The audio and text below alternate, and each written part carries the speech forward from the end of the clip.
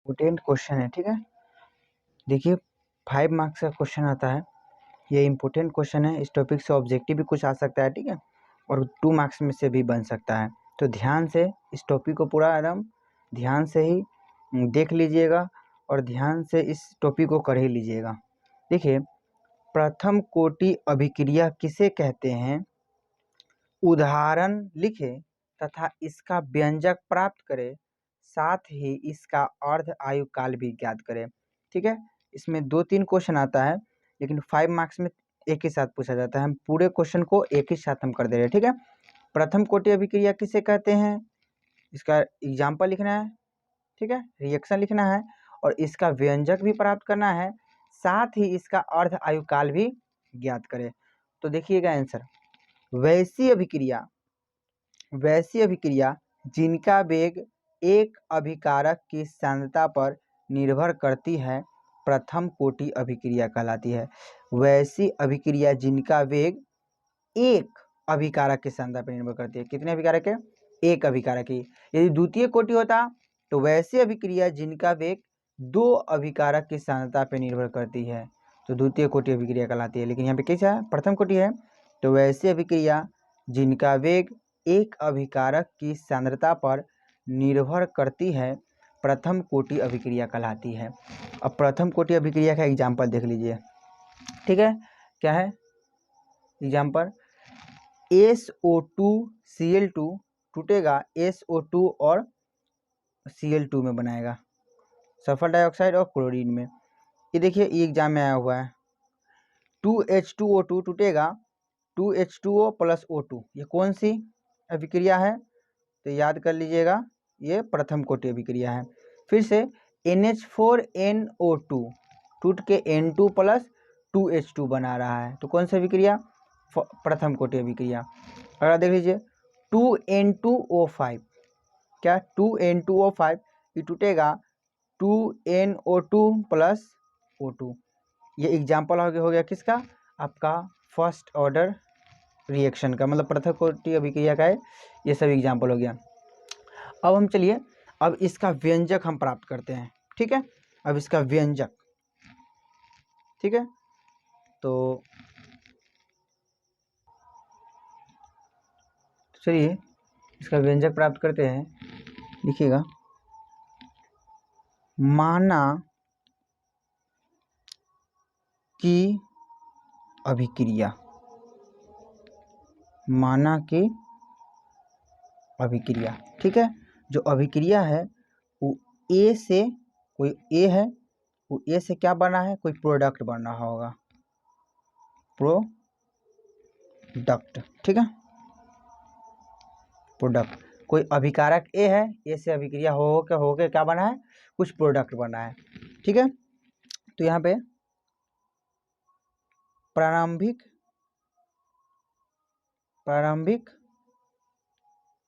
समय, ठीक है, t=0, मतलब शुरुआती समय में कुछ समय होगा नहीं, प्रारंभिक समय में इसकी मात्रा है क्या? प्रारंभिक समय में इसकी मात्रा है ए। क्या है इसकी मात्रा? ए। तो जब शुरुआती समय होता है तो ये कुछ बना है? कुछ नहीं बना हुआ है, ये 0 बना हुआ है, ठीक है। अभी प्रोडक्ट कुछ नहीं बना, मतलब शुरुआती समय में, ठीक है। जैसे कि हम चक्की में गेहूं रखे, तो गेहूं जो पिसाया, तो t=0 सेकेंड पे कितना पिसाया होगा? कितना आटा बना होगा? कुछ नहीं, ठीक है। तो यही बात है कि कोई चीज़ हम अभिक्रिया करा रहे हैं, तो t=0 से 0 समय पे, 0 सेकेंड पे क्या कुछ बना होगा? प्रोडक्ट नहीं बना होगा, ठीक है। t समय पश्चात, मतलब t समय बाद, t समय बाद है, प्रोडक्ट x बन गया। कितना बना? x। तो जो a है अभिकारक है, वो कितना बच गया होगा? a माइनस x बच गया होगा, ठीक है। देखिए, जब चक्की में हम गेहूं डालें, तो आटा कितना पिसाया? मतलब जब t=0 है तो कुछ नहीं पिसाया होगा, तो मतलब वही यहाँ पे 0 मान लिए। अब जब कुछ समय बाद वही गेहूं कितना कुछ ना कुछ पिसा गया, तो कितना गेहूं बच गया होगा? तो वही a माइनस x कर दिए, ठीक है। तो वही यहाँ पे बात हुआ है कि a मात्रा था, तो x प्रोडक्ट यहाँ पे बन गया, तो t समय बाद कितना मात्रा बच गया, तो a माइनस एक्स मात्रा बच गया। ठीक है, तो अब नीचे से आते हैं दर नियम से, क्या बोलेंगे, दर नियम से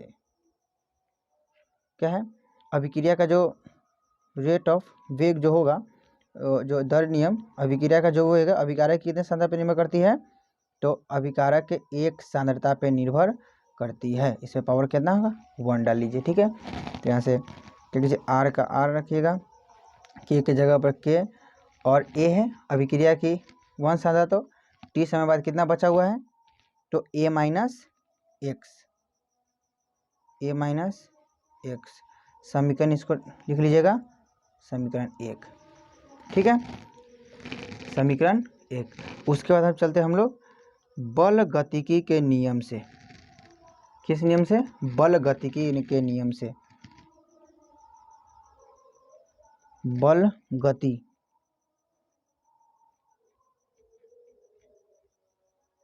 के, बल गतिकी के नियम से, बल गति के अनुसार, ये भी लिख सकते हैं, बल गति के नियम से R equal to D x upon में डी टी। इस समीकरण को भी क्या मान लिए, 2 मान लिए।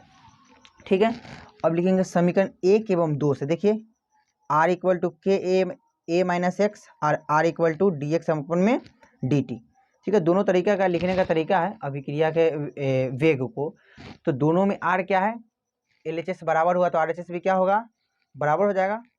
ठीक है, तो समीकरण 1 एवं 2 से K A minus x equal to D x upon में डी टी। नेक्स्ट देखते हैं क्या है, समीकरण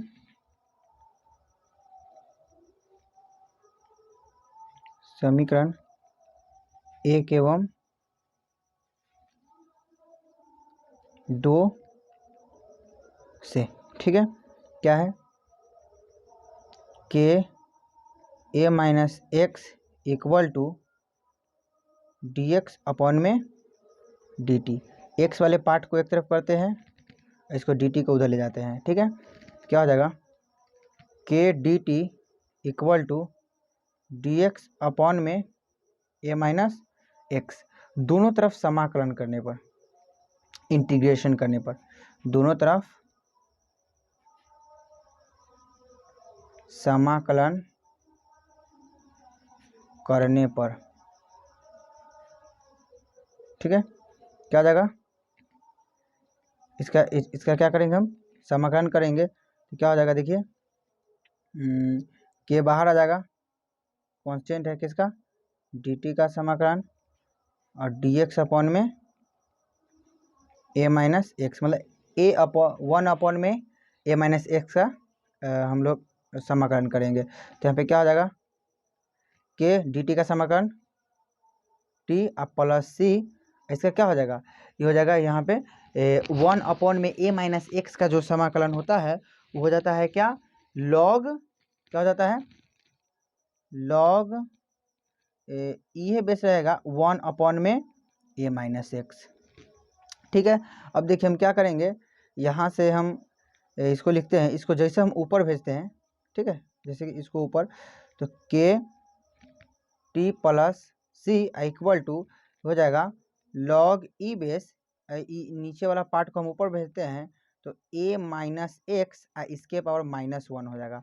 लॉग का एक फार्मूला होता है कि जब उस पर माइनस से कुछ पावर आ जाए, जब उस पर क्या कुछ माइनस पावर आता है तो क्या करते हैं, उस माइनस को, उस पावर को जस्ट पावर आगे आ जाता है। ठीक है, तो पावर कहाँ आ जाएगा, आगे, तो k t plus c equal to minus कहाँ आ जाएगा, माइनस आगे, तो minus log E base a minus x. ठीक है, यहाँ से हुआ, इसको हम, इसको क्या लिख सकते हैं, minus log e a minus x equal to k t plus c. समीकरण 3 लिख दीजिए, समीकरण 3। ठीक है, अब चलते हैं, समीकरण 3 मान लिए, अब चलते हैं प्रारंभिक समय में। ठीक है, प्रारंभिक समय में टी, प्रारंभिक समय में कितना होगा टी, मतलब शुरुआती समय क्या होगा 0। एक्स उत्पाद कुछ बना होगा, नहीं बना होगा, प्रोडक्ट कुछ नहीं बना होगा, ठीक है। तो अब यहाँ पे सी का वैल्यू यहाँ से कैसे निकलेगा, यहाँ पे एक्स की जगह क्या पुट करेंगे, देखिए एक्स की जगह पे, यहाँ पे एक्स के जगह पे क्या हो जाएगा 0 पुट करेंगे, टी के जगह पे भी 0, तो यहाँ पे एक्स के जगह पे 0 पुट करेंगे, ठीक है। देख लीजिए कैसे, यहाँ पे हमको सी का वैल्यू पहले सबसे पहले निकालना है, तो minus log e a minus x की जगह कितना 0 और इक्वल टू के इंटू टी के जगह पे 0 और प्लस सी, तो सी का वैल्यू कितना हो गया, सी का value minus log E base A हो गया, ठीक है। तो अब सी का मान समीकरण 3 में रखने पर, ठीक है, सी का मान समीकरण 3 में रखने पर, अब सी का मान किस में रखते हैं समीकरण 3 में, तो देखिए क्या हो जाएगा minus log e a minus x equal to k t और प्लस सी की जगह क्या लिखेगा minus log E base a, ठीक है। इस माइनस वाले को इधर भेजते हैं तो क्या हो जाएगा फॉर्मूला, मतलब इसको इधर भेजेंगे तो क्या लिखेगा इसको log A minus log A minus x equal to k t, ठीक है, इक्वल टू के टी। इसी को थोड़ा आगे बढ़ाइएगा, इसी को इसी फार्मूला को आगे बढ़ाइएगा तो क्या हो जाएगा देखिएगा इसी को, तो इसको लिख सकते हैं, हम इसे लिख सकते हैं k T equal to log A minus log A minus x, ठीक है। यही इसको उल्टा पल्टी कर दिए, ठीक है, यही किए हैं क्या K T equal to log A minus K T equal to log A minus log A minus X. अब लॉग का एक फार्मूला होता है, क्या होता है याद कर लीजिएगा, यहाँ पे लॉग का एक फार्मूला होता है, क्या होता है लॉग ए माइनस लॉग बी का, तो क्या हो जाता है फार्मूला, तो लॉग ए अपॉन में बी हो जाता है, यहाँ पे लॉग ए माइनस लॉग बी है, इस पूरे को बी माने तो लॉग ए बटा में माइनस एक्स हो जाएगा। चलिए नेक्स्ट पेज में देखते हैं क्या हो जाएगा, क्या हो जाएगा के टी इक्वल टू लॉग ए बटा में ए माइनस एक्स, ठीक है। अब देखिए यहाँ पे लॉग ई बेस है, जब हम लॉग, अब हमको 10 बेस में बदलना है, जब हम लॉग ई बेस को किस में, जब ई बेस को हम 10 बेस में बदलते हैं तो हम उसमें 2.303 से मल्टीप्लिकेशन कराते हैं, तब लॉग 10 बेस में बदलता है। तो अभी कौन सा बेस है ई बेस है, और लॉग 10 बेस में बदलने के लिए 2.303 से हम क्या कराएंगे मल्टीप्लिकेशन कराएंगे, तो के टी इक्वल टू क्या हो जाएगा 2.303 ए लॉग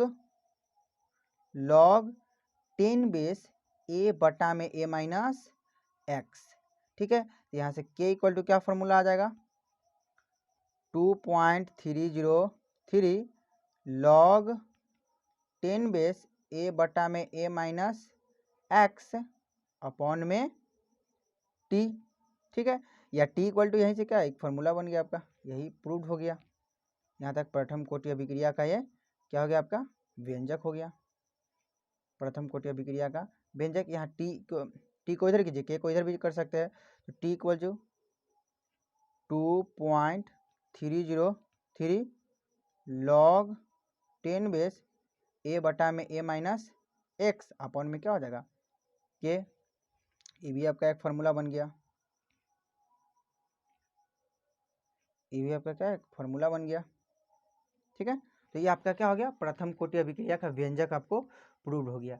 चलिए अब इसमें हम कौन कौन सा पार्ट क्या क्या है हम इस बात को देख लेते हैं, ठीक है। तो जहाँ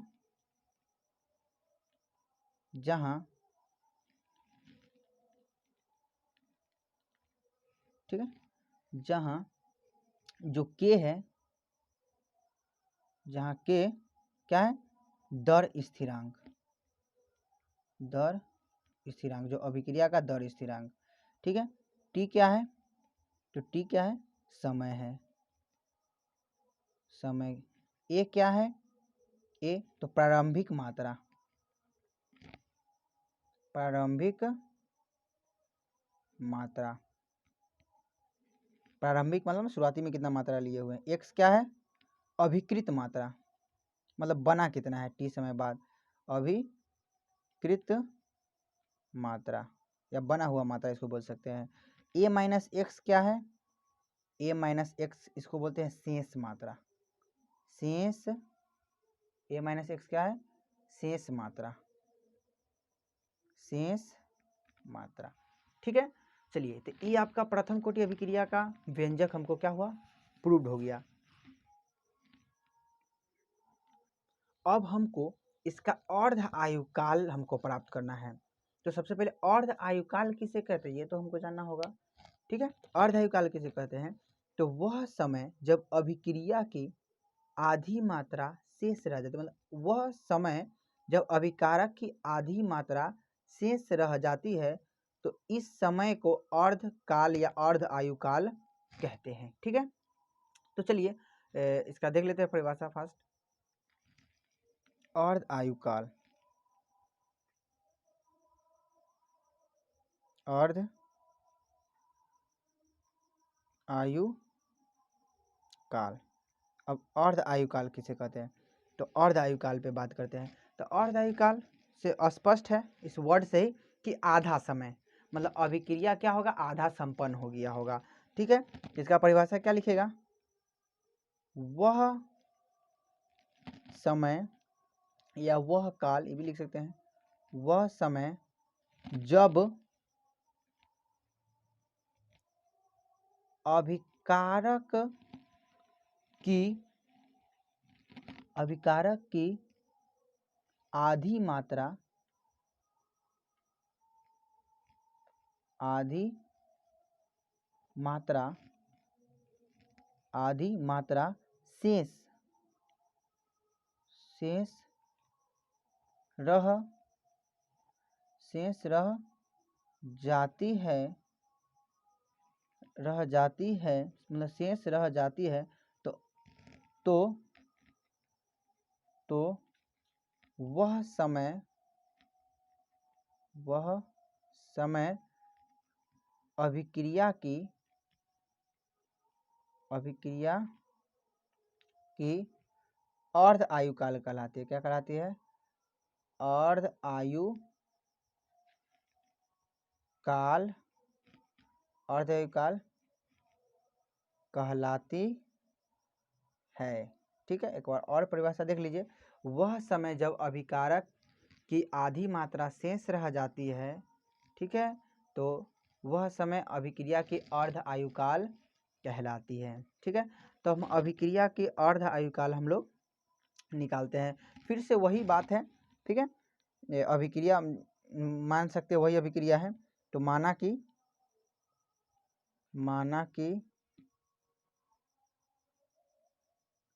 अभिक्रिया क्या है, अभिक्रिया ए से क्या बन रहा है, प्रोडक्ट बन रहा है प्रारंभिक समय में, ठीक है, मतलब टी इक्वल टू 0 में तो इसका मात्रा कितना है, ए, ये कुछ बना होगा, नहीं बना होगा, ठीक है। कुछ समय बाद, मतलब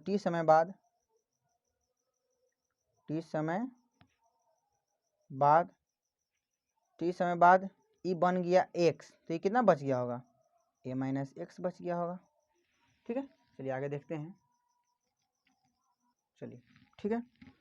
चलिए अब हम बात करेंगे क्या, तो अब हम आगे प्रूव करते हैं। अभिक्रिया देख लिए हुए हैं, टी समय बाद ए माइनस एक्स बना हुआ है, तो ए माइनस एक्स बचा हुआ है, तो उधर एक्स प्रोडक्ट बना हुआ है। तो अब हम अभिक्रिया के अर्ध आयुकाल का व्यंजक प्राप्त करेंगे, ठीक है। तो प्रारंभिक मात्रा क्या हम लोग देखे हैं, प्रारंभिक मात्रा क्या है, प्रारंभिक मात्रा जो है वो ए है, ठीक है, ए है। अभिकृत मात्रा, अभिकृत मात्रा। तो अभिकृत मात्रा क्या, मतलब कितना, आधा, मतलब अभिक्रिया जब आधा हो जाता है, मतलब अभिक्रिया का समय आधा हो जाता है, आधा प्रोडक्ट बन जाता है, आधा अभिकारक बच जाता है, तो अभिकृत मात्रा कितना होगा। तो जो प्रारंभिक मात्रा जो लिए होंगे ए है उसका आधा हो जाएगा।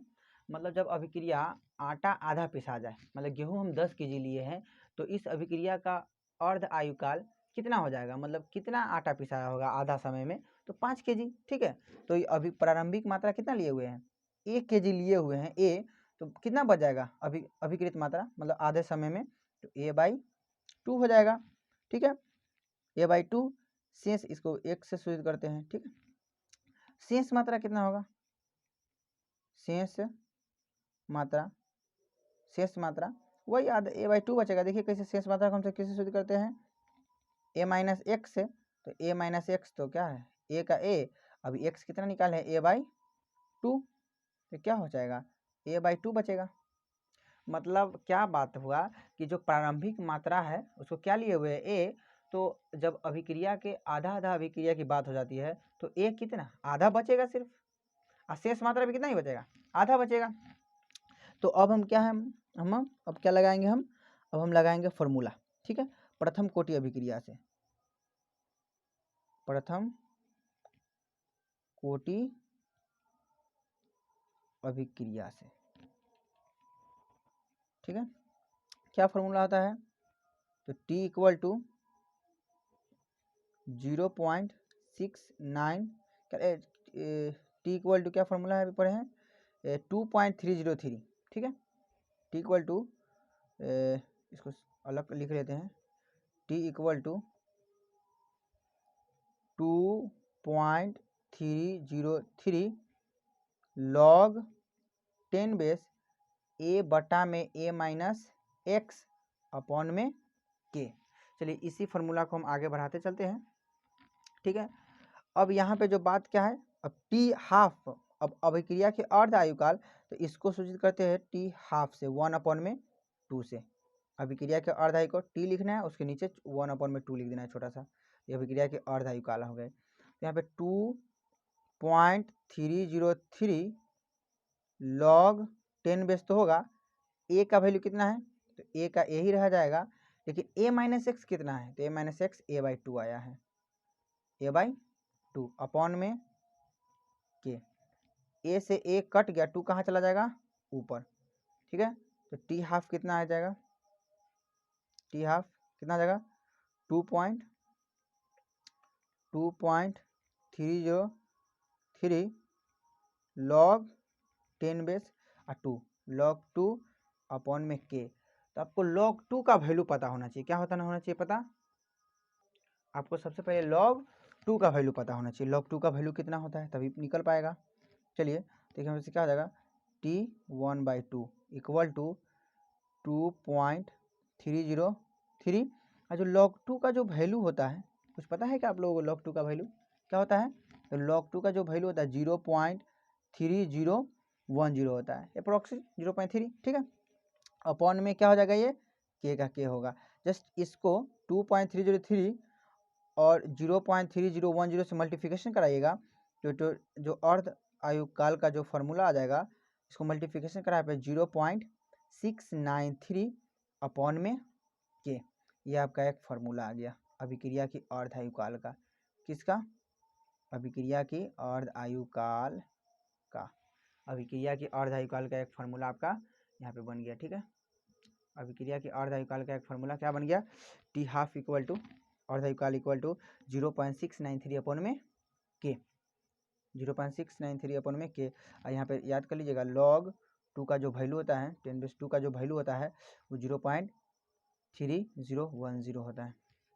ठीक है, तो यहाँ से एक और भी एक इम्पोर्टेंट पॉइंट बनता है, एक ऑब्जेक्टिव पूछा ही जाता है। ठीक है, क्या पूछा जाता है, देखिए EV क्या है, कांस्टेंट है, अचर है, EV क्या है, कांस्टेंट है। तो प्रथम कोटि अभिक्रिया का जो अर्ध आयुकाल होता है